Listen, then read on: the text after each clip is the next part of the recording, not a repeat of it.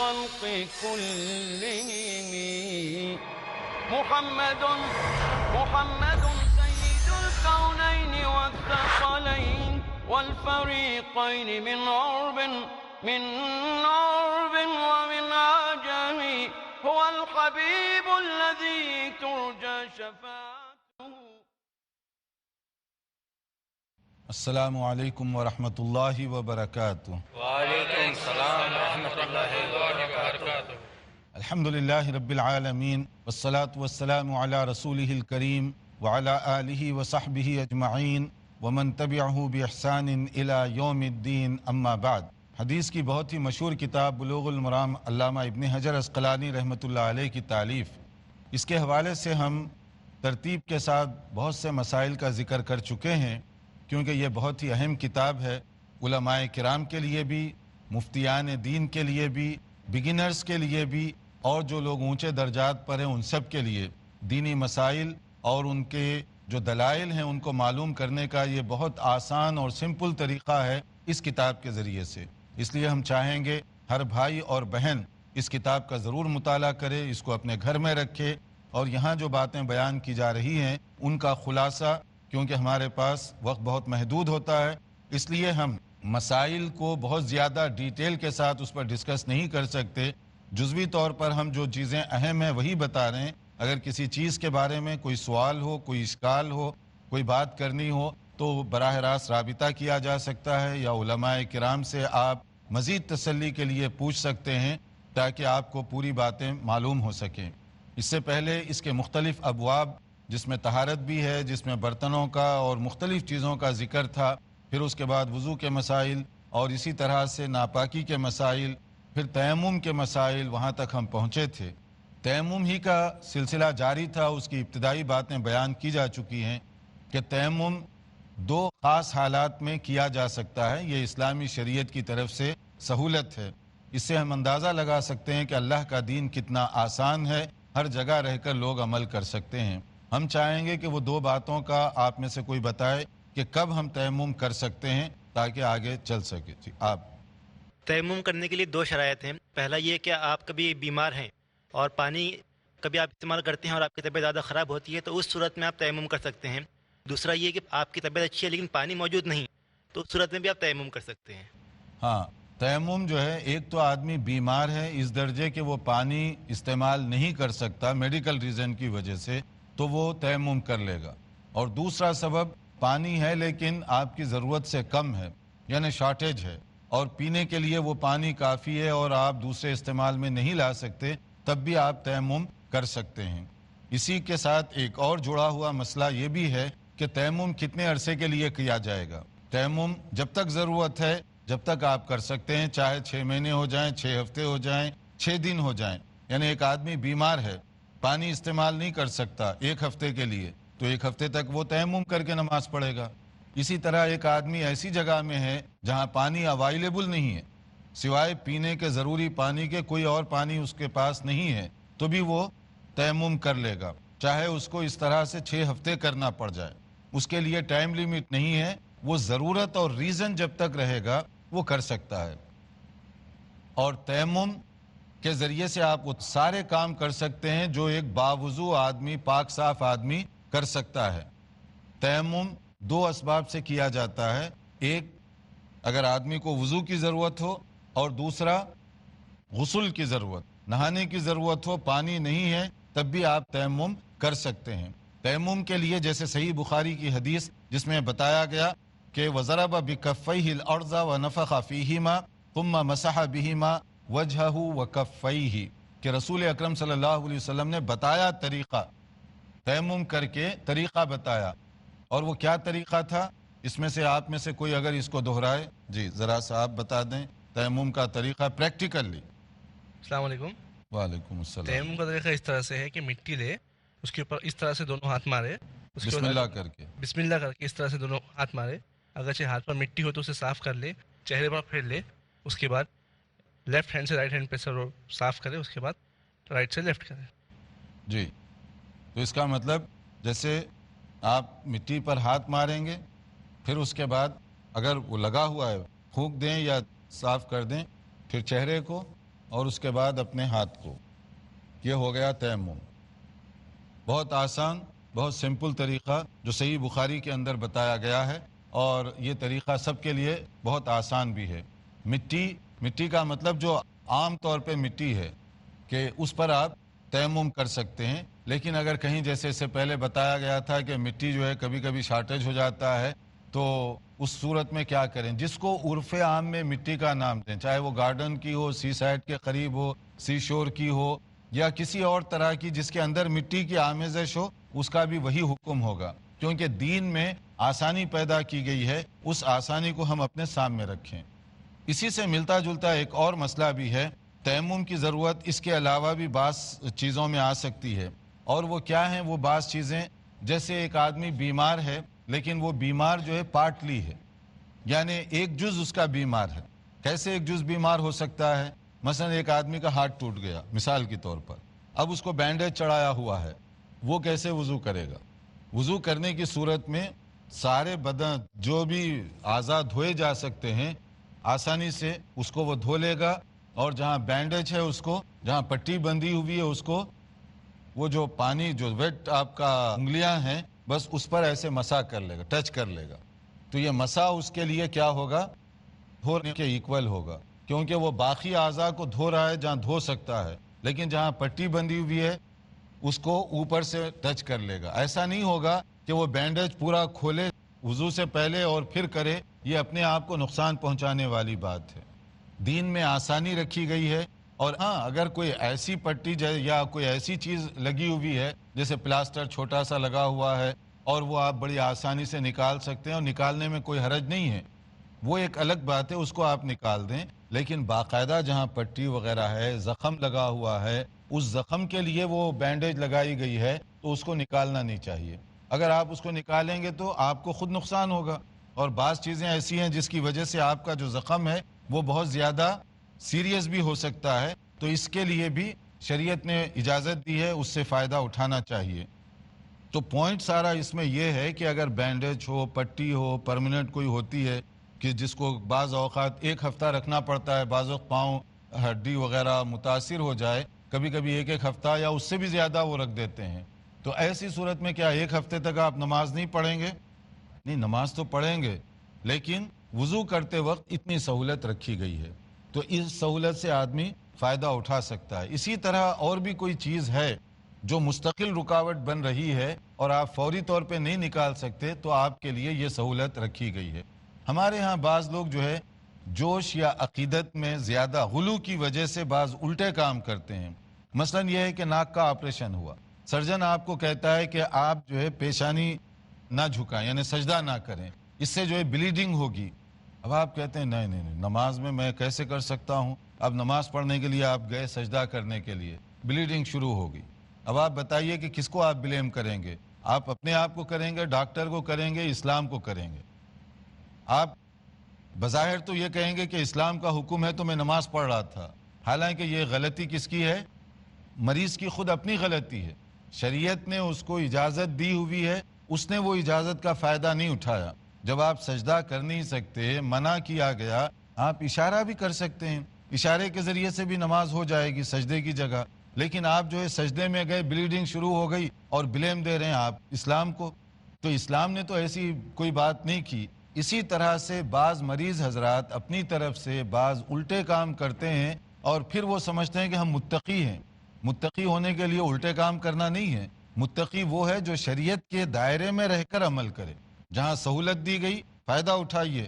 اب ایک صاحب نبی صلی اللہ علیہ وسلم کے زمانے میں ایسے ہوا، سفر پہ جا رہے تھے، اب وہ کافی سارے لوگ ان کو جو ہے چھاؤں پہنچا رہے ہیں، شیڈو. نبی صلی اللہ علیہ وسلم کا جب گزر ہوا تو آپ نے پوچھا کیا ماجرا ہے، کیا تکلیف ہے اس کو؟ کہا روزے سے ہے. تو آپ نے کیا فرمایا؟ تعریف کی اس کے روزے کی. آپ نے فرمایا لیس من البر الصوم فی السفر، سفر کی حالت میں روزہ رکھنا تقوی کی علامت نہیں ہے. ڈانٹ دی، کیونکہ آپ کی وجہ سے خود وہ بھی مشکل میں پڑ گیا اور دوسرے ساتھیوں کو بھی تنگ کر رہا ہے. کیا وہ اس کو چھتری دیے ہوئے ٹھہرے ہوئے ہیں کہ دھوپ میں چل رہا ہے، روزے دار ہے اور وہ بھی تنگ پڑ رہا ہے، سارے لوگوں کے لیے پریشانی کر رہا ہے؟ تو اللہ نے سہولت جب دی ہے، سفر میں اگر آپ روزہ نہیں رکھ سکتے، آپ بعد میں پورا کر سکتے ہیں، تو کیوں خواہ مخواہ روزہ رکھا؟ تو بعض ایسی گنجائش اور رعایتیں ہیں جو شریعت دے رہی ہے، اس سے آدمی کو فائدہ اٹھانا چاہیے، اور اگر کوئی اس سے فائدہ نہ اٹھائے تو پھر اس کے لیے یہ چیز نقصان دہ ہے۔ ایک ساتھی نے سوال کیا تھا، یہ بعض لوگ بھی کرتے ہیں کہ اگر تیمم کر کے آپ نے نماز پڑھ لی، نماز کے بعد پانی مل گیا، پھر کیا کرنا چاہیے؟ اس کے لیے یہ حدیث اس کے اندر کہا گیا کہ خرج رجلان فی سفر، نبی کریم صلی اللہ علیہ وسلم کے زمانے میں دو آدمی ایک سفر پر روانہ ہوئے، اور اس کے بعد فحضرت الصلاۃ ولیس معہما ماء، کہ نماز کا وقت ہو گیا، پانی ان کے پاس اویلیبل نہیں تھا، تو پھر کیا ہوا؟ فتیمما صعیدا طیبا، پاک مٹی پر انہوں نے تیمم کر لیا، اور تیمم کرنے کے بعد فصلیا، نماز پڑھ لیے۔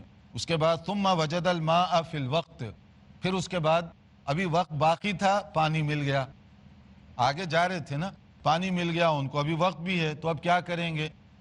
تو اس میں یہ ہوا کہ فأعاد احدہما الصلاۃ، ایک آدمی نے نماز دہرا لی، بھائی پتہ نہیں نماز ہوئی نہیں ہوئی، پانی تو مل گیا، وضو کر لوں، پھر نماز اس نے پڑھ لی۔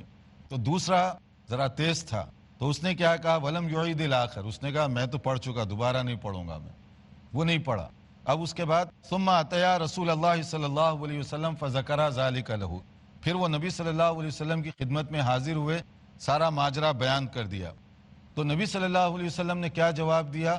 اس کے لیے دیکھتے رہیے پروگرام، مختصر وقفے کے بعد پھر ہم حاضر ہوں گے انشاءاللہ تعالی۔ محمد سید الکونین والثقلین۔ ناظرین، وقفے سے پہلے ہم بتا رہے تھے کہ اگر کوئی آدمی ضرورتاً تیمم کرے اور وقت کے اندر اندر دوبارہ اس کے سامنے پانی مل جائے، پانی پہلے نہیں تھا، تیمم کیا، نماز ادا کر لی، پھر اس کے بعد اگر پانی مل گیا تو کیا اس کو دہرانا چاہیے؟ اس کے لیے دیکھیں کہ نبی صلی اللہ علیہ وسلم کے زمانے میں یہ واقعہ ہوا، دو آدمی کسی سفر پر گئے، پانی نہیں تھا، تیمم کیا، نماز ادا کی، پھر آگے چل پڑے تو اتفاق سے پانی کے قریب پہنچ گئے، وقت بھی باقی تھا، تو ایسی صورت میں ایک نے وضو کیا، پھر دوبارہ نماز پڑھ لی، اور دوسرے نے کہا کہ میں نہیں پڑھوں گا کیونکہ میں پڑھ چکا ہوں، دوبارہ کیوں دہراؤں؟ اب وہ دونوں گئے نبی صلی اللہ علیہ وسلم کے سامنے، انہوں نے اپنا کیس پیش کیا، آپ کے سامنے جب ذکر کیا گیا، فقال للذی لم یعید اصبت السنہ، جس نے نہیں دہرایا تھا نا، جو ٹائٹ ہو گیا کہ میں کیوں دہراؤں گا، ایک بار پڑھ لیا بس ختم، تو نبی صلی اللہ علیہ وسلم نے کہا تم نے سنت کے مطابق عمل کیا، وَأَجْزَأَتْكَ صَلَاتُكَ، تمہاری پہلی نماز وہ کافی ہے، انف ہے تمہارے لیے، اچھا کیا تم نے۔ اس کے بعد دوسرے کے لیے وقال للآخر، دوسرا جو جلدی جلدی اس نے وضو کیا، دوبارہ محنت کی، دوبارہ نماز پڑھی، تو ان کے لیے کہا لک الاجر مرتین، تمہیں البتہ ڈبل ثواب ملا، کیونکہ دو بار اس نے محنت کی تھی تو کہا کہ ڈبل ثواب ملا۔ تو اس میں پوائنٹ کیا ہے کہ جس آدمی نے نہیں دہرائی، نبی صلی اللہ علیہ وسلم نے کہا کہ تم نے سنت کے مطابق کیا، کیونکہ ٹائم کے اندر ریزن تھا، تم نماز پڑھ لیے بس کافی ہے، ہو گئی نماز تمہاری، دوبارہ دہرانے کی ضرورت نہیں ہے۔ البتہ جس نے ڈبل محنت کی تھی، آپ نے اس کو بھی اپریشیٹ کیا، اس کی بھی حوصلہ افزائی کی کہ ڈبل ثواب تم کو مل گیا دو بار پڑھنے کا۔ تو اس سے دونوں مسئلے معلوم ہوئے کہ اگر آپ تیمم کر کے نماز پڑھ لیتے ہیں تو آپ کی نماز ہو گئی، بعد میں پانی ملا مت دہرائیے، کوئی فرق نہیں پڑے گا، دہرانا چاہتے ہیں تو ڈبل ثواب مل جائے گا، اس کے لیے شریعت میں گویا کہ گنجائش رکھی گئی ہے۔ تو یہ جو تیمم کا چیپٹر ہے، خاص طور پر وہ لوگ جو بیمار ہیں، ہاسپٹلس میں مریض ہیں، بعض اوقات نماز اس لیے نہیں پڑھتے کہ وضو کی گنجائش نہیں ہے، حالانکہ یہ کوئی ایکسکیوز نہیں ہے، یہ کوئی ریزن نہیں ہے، کیونکہ اللہ تعالیٰ نے آپ کے لیے یہ سہولت رکھی ہے کہ اگر وضو کے لیے پانی نہیں، تیمم کر لیجئے، کھڑے ہو کر نہیں پڑھ سکتے بیٹھ کر پڑھیے، بیٹھ کر نہیں پڑھ سکتے لیٹے لیٹے بھی اشارے کے ذریعے سے نماز پڑھی جا سکتی ہے۔ تو جو مسلمان پیشنٹ ہاسپٹل میں یہ بہانہ کر کے نماز چھوڑتے ہیں کہ بھئی وضو کے لیے پانی نہیں ہے کیسے کریں، ان کے لیے بھی اللہ نے اتنی سہولت رکھی ہے کہ لیٹے لیٹے ان کو پڑھنا چاہیے۔ اور ویسے بھی مریض کو زیادہ اللہ سے ڈرنا چاہیے نا، پتہ نہیں کیا ہونے والا ہے، کب کیا ہو جائے گا، اب آکسیجن لگی ہوئی ہے اور پتہ نہیں کیا لگے گا کیا نہیں، اس میں نماز بھی نہ پڑھیں تو اور بھی زیادہ خطرناک بات ہے، اس میں تو زیادہ دعا کرنے کی ضرورت ہے، ان کو زیادہ اللہ کی عبادت کرنی چاہیے۔ تو یہ ہے تیمم کے متعلق جو اس کے اندر بتایا گیا۔ اس کے بعد جو نیا چیپٹر بلکہ نیا باب شروع ہوگا وہ صلاۃ کے بارے میں ہے کہ نماز کیسے پڑھی جائے۔ اس میں آپ محسوس کریں گے کہ نماز سنت کے مطابق کتنی آسان سمپل ہے اور اس کے پڑھنے میں کتنا آپ کو مزہ آئے گا۔ اس میں کوئی پریشانی آپ کو نہیں ملے گی. خواہ مخواہ تنگی ہم لوگوں نے اپنی طرف سے اتنی کر لی کہ آدمی اتنی شرائط کو سننے کے بعد کہتا ہے اس سے بہتر ہے کہ نماز ہی نہ پڑھو. تو اللہ تعالیٰ نے دین کو آسان بنایا, آسان رہنے دیں. اس کا طریقہ یہ ہے کہ اللہ کے نبی صلی اللہ علیہ وسلم کے جو ارشادات ہیں احادیث کی شکل میں, ان سے براہ راست فائدہ اٹھائیے. ان سے جتنا آپ فائدہ اٹھائیں گے آپ کو محسوس ہوگا کہ دین اتنا ہی زیادہ آسان ہے. قبل اس کے کہ ہم نماز کا چیپٹر شروع کریں, اس بارے میں اگر کوئی سوال ہو یا ابھی تک جو ہم پڑھ چکے ہیں اس کے بارے میں آپ کوئی کوشچن کوئی کرنا چاہتے ہیں تو آپ کر لیجئے انشاءاللہ تعالی. آپ شیخ, میرا یہ سوال ہے کہ ایک مرتبہ بحث مباحثے کے دوران مجھے ایک دو شخص نے کہا کہ تیمم کے لیے پانی نہ ہونے پر اور طہارت کے لیے پانی نہ ہونے پر ہر اس چیز سے تیمم اور طہارت لی جا سکتی ہے جو پانی کو جذب کرتا ہے, جیسے دیوار, کپڑا وغیرہ. تو اس کی میں آپ سے تھوڑی اصطلاح چاہوں گا وضاحت کے ساتھ. دیکھیے تیمم کے لیے کس طرح سے آپ کریں گے, تو میں نے بتایا کہ تیمم جیسے اس میں بتایا گیا مٹی اور مٹی کے قبیل کی جو چیزیں ہیں اس سے آپ تیمم کر سکتے ہیں. جیسے ڈسٹ ہے اس سے بھی تیمم ہو جائے گا, ریت ہے اس سے بھی تیمم ہو جائے گا, سی سائڈ پہ ٹھہرے ہوئے ہیں وہاں سی شور پہ تو ساری ریت ہوتی ہے, اس پر بھی آپ تیمم کر سکتے ہیں. اگر آپ باغ میں ہیں, کھیت میں ہیں, گارڈن میں ہیں, وہاں بھی تیمم ہو سکتا ہے. تو جو بھی چیز جس کو آپ مٹی یا اس کے قریب مٹی سے متعلق چیز سمجھیں گے اس پر آپ تیمم کر سکتے ہیں. آپ شیخ, وضو کے تعلق سے سوال ہے کہ فار ایگزامپل کہ ظہر کی نماز کے لیے وضو کیا گیا, کمپلیٹ وضو کیا گیا, پیر بھی گلے کیے گئے, بٹ عصر کی نماز کے وقت جو ہے تو ساکس پہنے ہوئے ہیں, تو ایسے وقت میں ساکس کے اوپر سے مسح کیا جا سکتا ہے؟ جی, مسح جو ہے نا فجر میں کریں یا عصر میں کریں اس سے ٹائم کا فرق نہیں پڑتا. مسح جب آپ کر رہے ہوں اس سے پہلے اگر وضو کر لیے اور پاؤں دھو لیے ایک مرتبہ, اس کے بعد آپ نے جرابیں پہنی ہیں, موزے پہنے ہوئے ہیں, تو پھر آپ جتنی مرتبہ بھی وضو کریں گے چاہیں تو آپ مسح کر سکتے ہیں. اور وہ جو ٹائم آپ کا بتایا گیا تھا جب سے آپ وضو شروع کریں گے اس وقت سے نہیں ہوگا, بلکہ جب سے آپ کا وضو ٹوٹے گا اس وقت سے.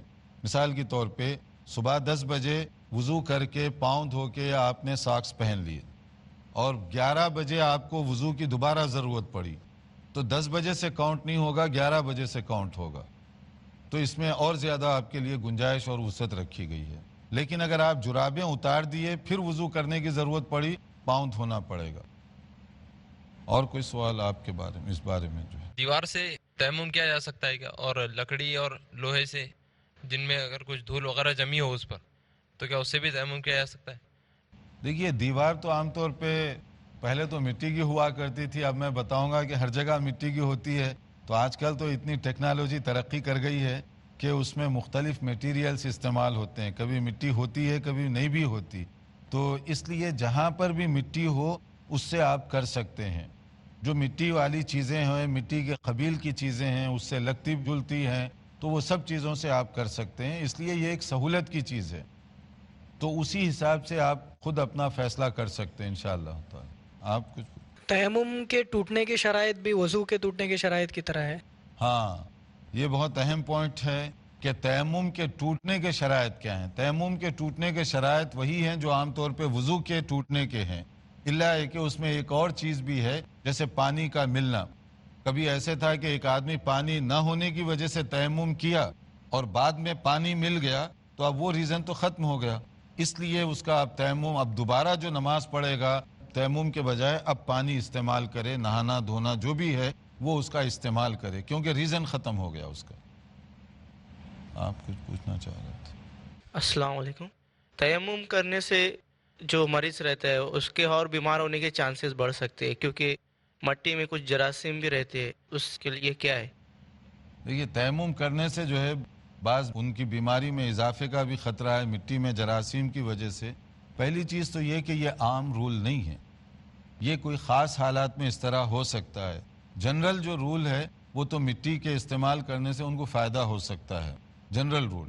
لیکن بعض حالات میں بعض بیماریاں ایسی ہو سکتی ہیں, اگر ڈاکٹر نے اس سے منع کیا ہے تو دیکھیے تیمم تو ایک سمبل ہے, ایک علامت ہے, اس کا اگر مٹی بھی وہ استعمال نہیں کر سکتا تو پھر ڈسٹ بھی کافی ہے اس کے لیے, یا زمین کی حصے سے کوئی بھی چیز نکل رہی ہے تو اس پر بھی وہ ہاتھ پھیر کر سکتا ہے, کیونکہ انما الاعمال بالنیات. اگر واقعی کسی ڈاکٹر نے اس کو منع کیا ہے کہ آپ مٹی کو ٹچ نہ کریں، پانی کو بھی ٹچ نہ کریں، تو جس طرح بھی ہو، جیسے وہ بیک پر ہے تو اس کے ساتھ بھی ہاتھ مار کر وہ کر سکتا ہے، کیونکہ یہ اس کی اپنی مجبوری ہے، یہ اس کی اپنی ضرورت ہے، اور اس ضرورت کے لیے اس کی حد تک یہ مسئلہ ٹھیک ہوگا، لیکن دوسرے لوگ اس کو بہانہ بنائیں، یہ غلط ہو جائے گا۔